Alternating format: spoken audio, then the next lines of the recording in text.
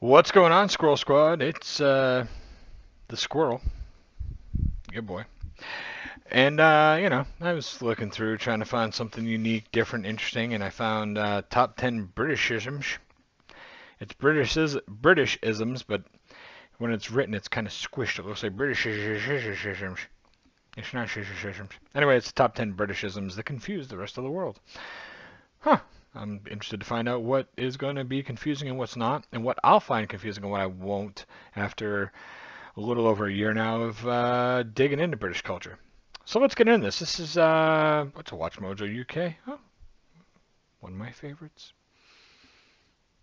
Anyway, here we go. If you're new here, I'm nuts.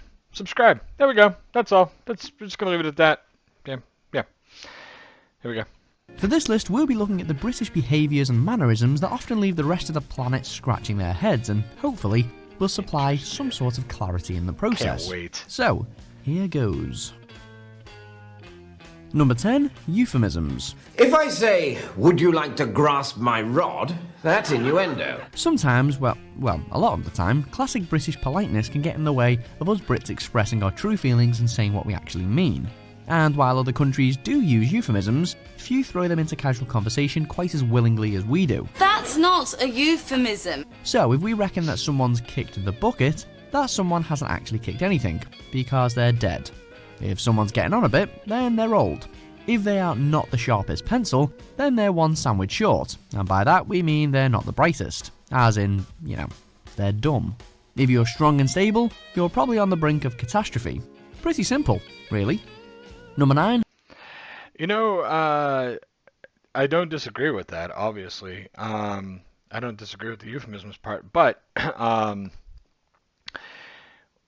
maybe it's just me. I use euphemisms a lot. Like, I really do. Like, I'm always like, that guy has 5 sandwiches short of a picnic, or, I'll say, that's fucked up like a soup sandwich. And pardon my language, but I say that a lot. Like, that's fucked up like a soup sandwich, Or, or I'll say, like, instead of the soup sandwich, I'll be like, man, that's screwed up, man. That's weird. It's like a bag of soup. Like I don't know, kick the bucket, all that stuff. We use all this stuff. At least I do. I think a lot of people do, but it might just be the people I hang out with because I use them a lot. I don't know. But I love euphemisms. They're great. I mean, like, I don't know, like, I love, like, expressing myself in many different ways, I don't know, I just do, I like being different, like Mr. Snuffleupagus. Plane, train and bird spotting. Is it just us who are like this? The British, I mean. Are there any train spotters in Sicily?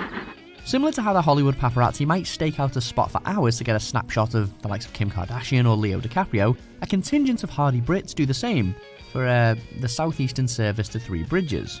Hey, it's still more entertaining than the Kardashians and certainly more useful. But it's not just train spotting that tickles British fancies, there's also the exhilarating rush of plane and bird spotting. I know a cracking owl sanctuary. How about it? Which gives a whole new, more literal meaning to the phrase, is it a bird, is it a plane? Because, well, it's both. What luck! Thank heavens we didn't write Superman, right? It's a rare thing over here. Bird watching is not, it's a hobby, but it's very, very, very rare. It's not nearly, like, popular, that's for damn sure. The train spotting thing, I just wanted to make a quick note, and I'll try to remember to put a link in the description below. I know, like, a bunch of people in the train community. It was one of the first communities I got into on YouTube. Not that I'm in the train community, but I met people from the community, so I'd hang out on their live streams and hang out with these people and stuff, and I'm still friends with a lot of them. And there's a guy that I know, we call him Nora. Because that's the initials for his channel, N-O-R-A, so everybody just calls him Nora. But his channel is called Northern Ohio Railroad Action, and he records all kinds of trains, tons and tons of videos. If you like videos of trains, and he puts up, like, this is this train, it's on this route, this company, like, and then he records the train. Lots of train watching, lots of channels like that in America. Very, very, very minute amount of people that are into trains. But there's actually YouTube channels about it. I'll put Nora's channel link down below. If you like trains, please, by all means, check him out. Oh, he's an awesome, awesome guy. Such a nice, quiet, young, humble man. Really good dude. Number 8. Using 2 taps instead of 1. My bathroom. As if the humble downstairs loo wasn't enough to blow the minds of non-Brits in the first place. Once they're inside, anyone who's not from these parts is soon struck with the shocking realisation that there's not 1, but 2 taps. As cultural stereotypes kick in, they ponder whether one is for lager or tea. But no, rather than hot and cold water coming from the same place, for most Brits it comes out of two entirely separate openings. They're usually labelled or colour-coded, but what if they're not? You could soon find yourself scalded or uncomfortably frozen. Blimey, the fun. Alright, I'm going to comment on all these, so if you're one of these people who's going to complain that I stopped the video to comment, sorry. I just gotta put my 2 cents in. I find that I'm more of a commentary guy than a guy who react, but like I like to at least give my opinions on shit. I agree totally. The tube tap thing was weird. I remember learning about it when I first learned about it. Nobody explained to me that's because the hot water was in the attic, and you know the rats or mice would drown in the tank, and that's why you had the 2 separate. I get all that, totally do. I just want to comment this guy on the video though. He's kind of a schmuck. Like, does he really think that Americans think that you have beer or tea on tap? Is this a real thing? I gotta know. You guys let me know. Are there people dumb enough in the world to think that you got water coming out of one tap and tea out of the other one, or beer? Number 7, hot drinks in high summer. Very hot. It's too hot. No! What's the temperature? No, I'm not 12. Record-breaking high temperatures. Everyone's flocked to the beach like sweaty sardines. Shops have run out of electrical fans, doctors' surgeries are inundated with heat stroke complaints, and yet you still can't say no to a cuppa, can you? The planet could be hit by a solar flare direct from the sun and someone somewhere would still be sticking the kettle on. While anyone from outside the UK would likely take the obvious action of hydrating themselves with an ice-cold beverage in extreme heat, Brits aren't stereotyped as tea drinkers for nothing. And it's scientifically proven to help cool you down anyway. Just saying. Perfect. I drink hot drinks in the summertime. Just saying. I'll go to the Dunkin' Donuts. I don't go to Dunkin' Donuts. If I have a gift card from somebody, I go to Dunkin' Donuts. Otherwise, I don't drink it. It's fucking swill. But anyways, I'll go to the coffee shop and in the summertime, and I'll be like, yeah, I'm gonna get a large coffee with cream, no sugar. They'll be like, oh, okay, 1 large iced coffee. I'm like, no, coffee, hot coffee, regular coffee. Like, I don't understand it nowadays. Like, it's they ask every time, did you want that hot or cold? When did that change? If somebody orders coffee, you give them fucking coffee. If they order iced coffee, then you give them iced coffee. That's the way it's always been. But I don't know. There's probably with the surgeons, you know, the big surgeon Karens crying about everything in this world. That's probably why now they have to make sure they check with you because they don't want hot coffee thrown on them because some Karen gets pissed off in the drive-thru. But I drink hot coffee in the Number summer. 6, car boot sales. Me too. In a technological age, you can order goods from anywhere in the world, at any time, straight to your doorstep. Whatever the cost, condition or necessity of any item, it's but a button click away from being yours.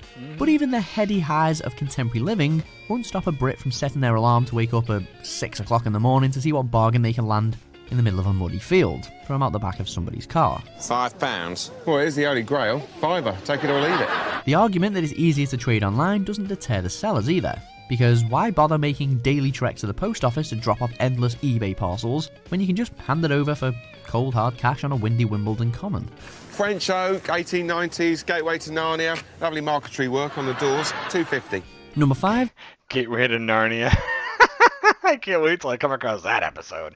Yeah, car boot sales or car trunks as we call them here, but just a different term, no big deal.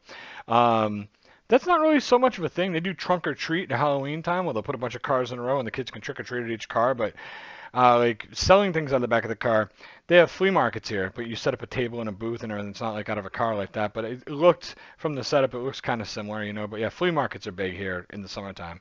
But yeah, car boot sales, that's interesting. That's a cool one. 5 sarcastic protest slogans. Down with this sort of thing. Careful now. While we're all too used to protesters brandishing signs decorated with angry slogans, straightforward ire isn't really our style.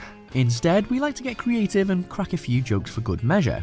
This particular trend was no more evident than when US President Donald Trump made a controversial trip to the UK in 2018. Such headings on display were Trump as welcome as a World Cup third place playoff and that hair is a Horcrux. It's yet to be confirmed if JK Rowling herself was holding that particular placard, or if Voldemort's face lives on the back of Trump's head.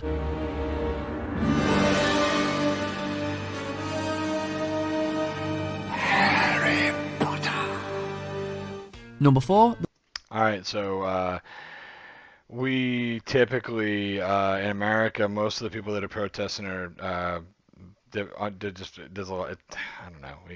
We got a lot of people that got way too much free time on their hands that are out protesting all the time. I think it's probably the same way for you guys. But our folks have no sense of humor.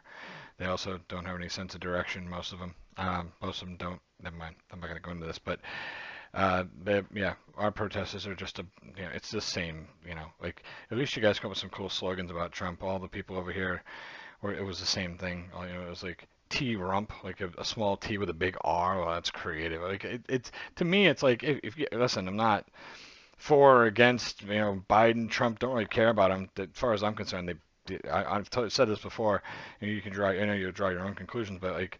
I think they're both just as much. They suck just as much as one sucks as much as the other. But at least it's at least try to get creative.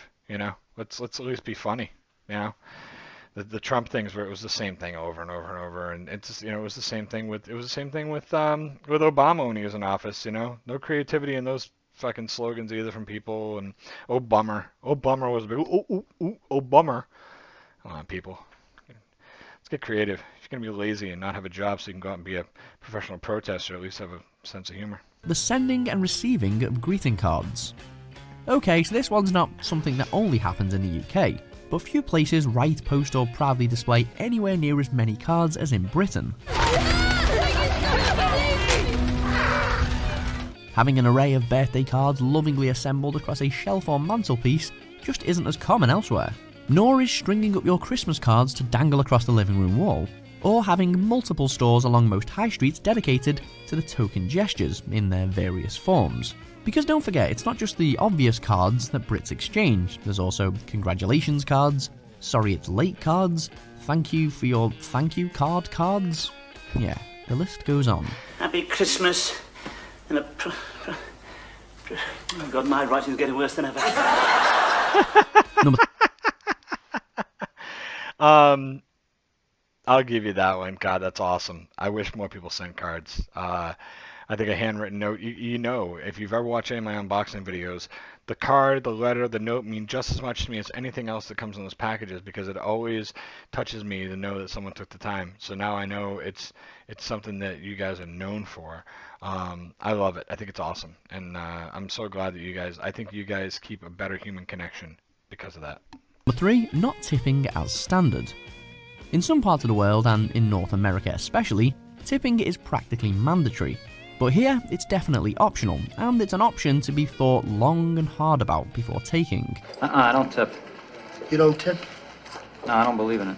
It's true that should someone from the US choose to work as a waiter in London, for example, they may be left dumbfounded at not receiving a few extra quid from clearly satisfied customers.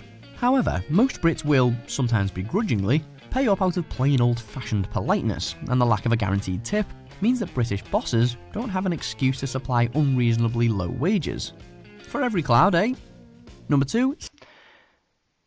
Just so we're all on the same page here, I'm not sure exactly what, I think it's 317 now, I don't even know. But the minimum wage for waiters and waitresses is like $10 an hour less than the regular minimum wage for every other job because they get tipped. So it's when, like the guy said, it's almost like it's mandatory. It kind of is because it's such a customary thing that we've known for so long. You got to tip these people because they make no money. It's poverty. It's pure straight friggin' poverty. If you're not subsidizing because it's expected you're going to tip, so they make less money because they're going to make tips. It's a shitty system. Saying sorry when you've not done anything wrong. Hi everyone, my name's Jim, and I have a fear of apologies. Sorry? Sorry, but Brits do tend to say sorry a lot. And a lot of the time, we aren't even that apologetic about whatever prompted our apparent regret. You might say it when you've simply misheard what someone has said, at no fault of anyone's. You might start asking for a favour by strangely apologising for it first. I'm sorry, you've got to be f***ing kidding. Okay!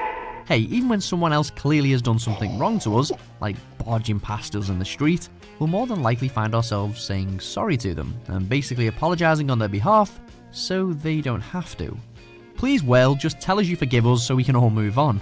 Ooh, that did sound a little demanding, didn't it? Sorry about that. Number 1. I'm sorry, Rod, I don't have anything to say about that. Sorry. On creative swearing. You cunning git! Being the cheeky gits that we are, us Brits have come up with various unique swear words that, if used to insult an outsider, can even leave the outsider not realising that they've actually just been insulted. The daft sods. Oh, everyone knows fast benders. For example, if someone calls you a pillock or a numpty, chances are they don't believe that you're very bright. And if you don't understand that, then your numpty status only increases. Elsewhere, we have a myriad of misdirecting terms to describe how drunk someone is, or was. And when it comes to voicing our own frustration, there's a plethora of pretty weird ways to do so. Bollocks. Bollocks is a handy word. Do you agree? Is that hail and pace at the end there? That was pretty good, actually. There's a lot of good stuff there. I enjoyed that. That's kind of cool to look at these Britishisms. I hope you don't mind my, my comments throughout the video. As far as it comes to swearing, I love the cuss words in Britain, and they're great. And it's for that reason. There's so many things to use as swear words. It's awesome. Yeah, I love it. I got to get that piece out that I did. It was like people getting pissed off and swearing in traffic, and I did it a while back, and I just haven't edited it yet. And I got to get it edited and get it up for you guys one of these days. It'll be like a weekend piece probably. But I love that stuff. I just think I don't know. I think it's because we look at people from the UK as being more personal, sending cards, more polite, saying they're sorry when somebody else bumps into them. You just seem like kinder folks than we are. So when you hear the swearing, it's kind of like, it's I don't know, it's kind of like, oh, it's unusual compared to the overall perception. I'll leave it at that. I think that's what it is. Like we perceive British people as being super, super nice, and I don't think that's a misconception. So when the swearing comes, it's almost like, oh, these guys piss them off, So, I hope you guys like this, and sorry for the couple swears in there, but a little colorful this evening. I hope you guys have had a fantastic week thus far. We're winding down to the weekend, and I hope you guys have some great plans for the weekend, and I hope that you're ready for Mother's Day coming up in a few weeks, and I know I will be. Got Mother's Day coming up, and then it's Mrs. Squirrel's 40th birthday coming up soon, so that's going to be fun. Good times. Got some stuff planned. My wife doesn't watch my videos, so I'm going to talk about it, and the chance that she might watch one. She won't. That's okay. Anyway, I got to go. I got to get out of here. I'll talk to you guys later. I love you guys. Be good, huh? Squirrel out.